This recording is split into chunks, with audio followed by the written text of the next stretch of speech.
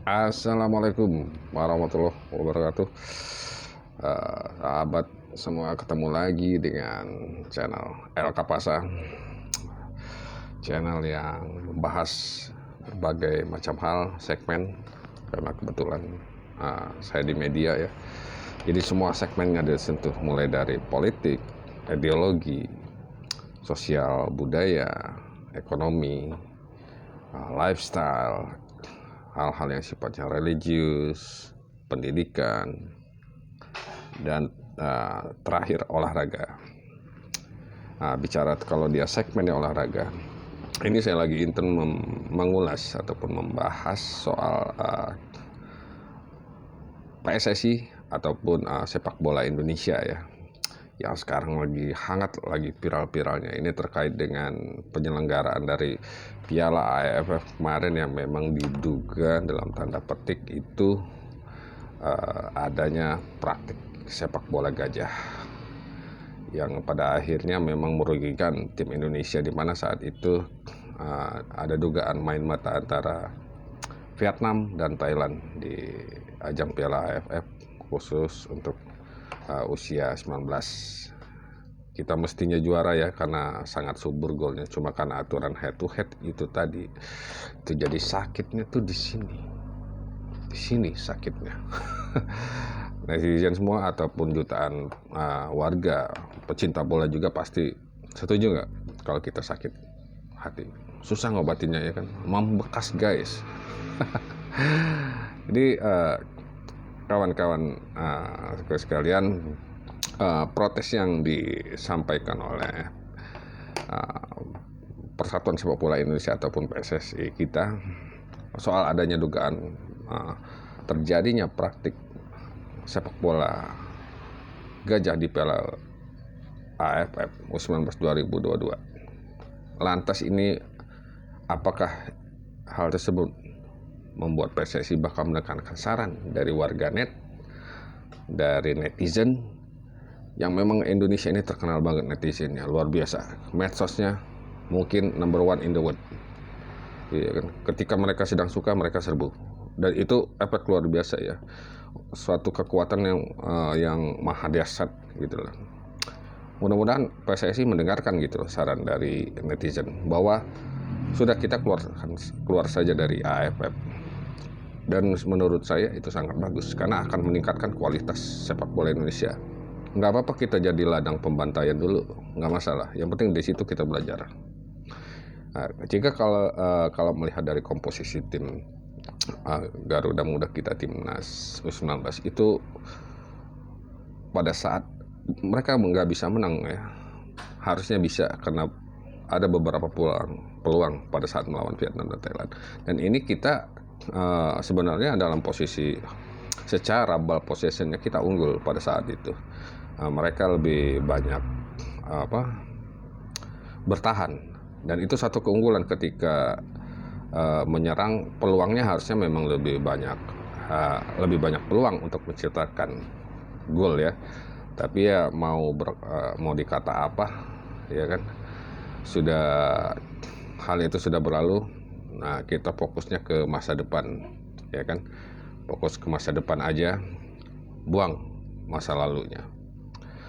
Sementara Iwan Bule ataupun Ketua PSSI Muhammad Irawan mengatakan pihaknya memang sudah menunggu hasil protes yang mereka sampaikan ke Presiden AFF ya kan. Itu disampaikan Wirawan pada tim MNIC Portal Indonesia di Stadion Patriot Candrabaga pada Jumat 15 Juli 2002 lalu. Jadi hari Jumat kemarin. PSSI memang tidak ada niat intervensi. PSSI dalam hal ini hanya memprotes kepantasan timnas U19 Thailand dan timnas U19 Vietnam yang bermain di lapangan, karena memang di menit 80 sekian itu, ini tidak ada keinginan dari dua tim untuk menambah gol, karena mereka udah unggul, udah mencetak gol 1-1.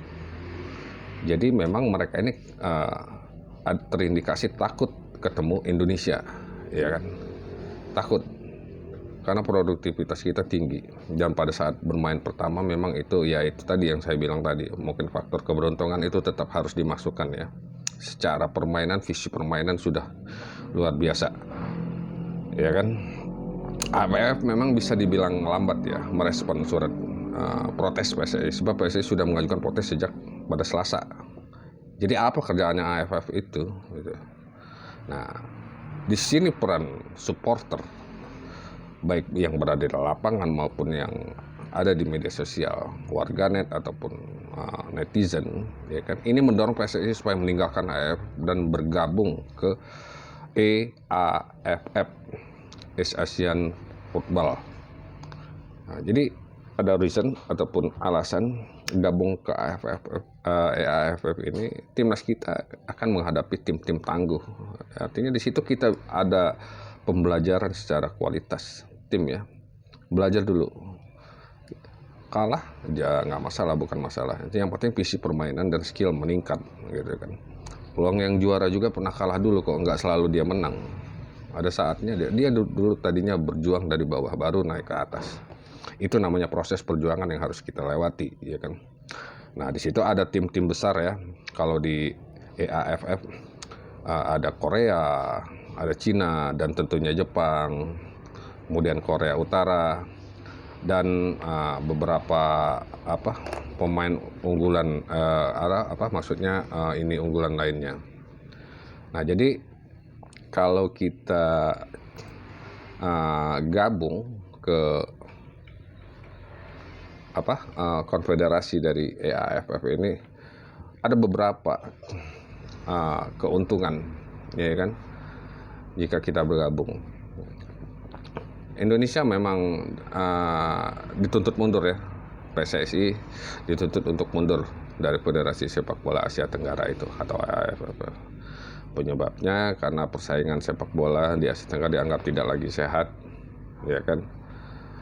Ketua sendiri Iwan Bule sudah mendengar desakan ini, namun belum ada langkah konkret. Nah, ini Pak Iwan Bule, ayo dengarkan suara netizen, ya kan. Ini demi kebaikan tim, ya kan. Jadi jika benar kita gabung, ya kan, ke EAFF ini, karena kan memang secara geografis nanti tim Indonesia akan bergabung dengan 10 negara. Selain 4 yang saya sebutkan tadi, ada juga Taiwan, Mongolia, Guam, Kepulauan Mariana Utara, berikut Hong Kong, serta Makau.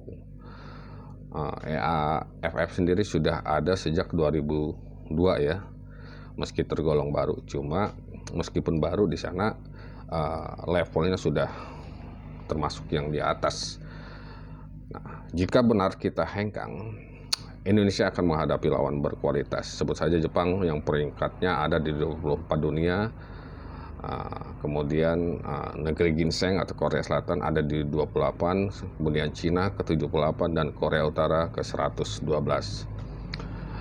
Tim kita bisa turun di ajang EAFF Football Championship yang digelar 2 tahun sekali. Ini malah nanti nggak lama lagi ya, 17 itu kalau nggak salah, 17 Juli ini. Nah, ya hari ini mungkin ada pembukaannya itu.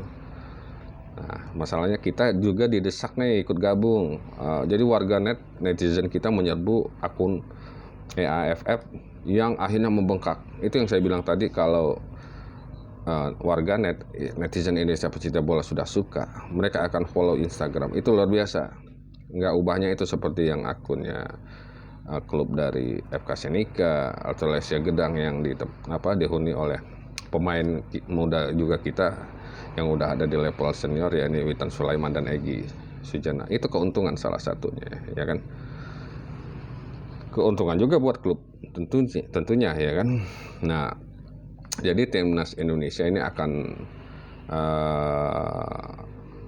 tampil dari babak kedua untuk mendapatkan 1 slot demi putaran final kontra Jepang. Nah, ini juga kan akan mendongkrak peringkat FIFA Indonesia, dan keuntungan lainnya juga memang kita akan lebih terpantau oleh pemandu-pemandu bakat, ya kan, di negara Jepang, Korea ataupun Cina dan anggota AFF lainnya, ya kan.